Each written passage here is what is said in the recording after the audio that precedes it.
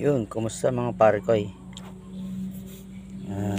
update lang sa tanim natin na sili na dinagdagan natin ng vermicast dahil nga meron na siyang mga buds.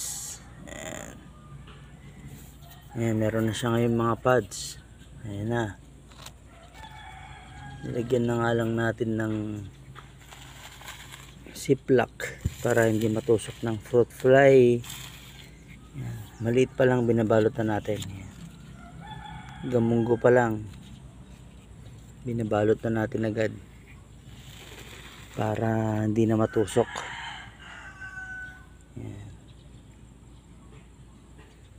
So parang devil's tongue tong variety na to.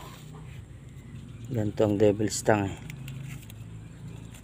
pagka simula pa lang maliit na pods, magiging ano siya, yan, purple. Yan, tapos magiging green, tapos magiging red or yellow.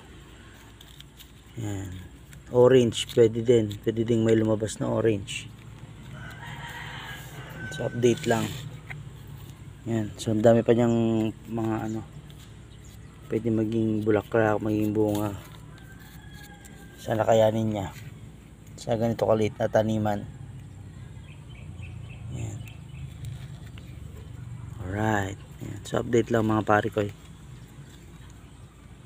Maraming salamat.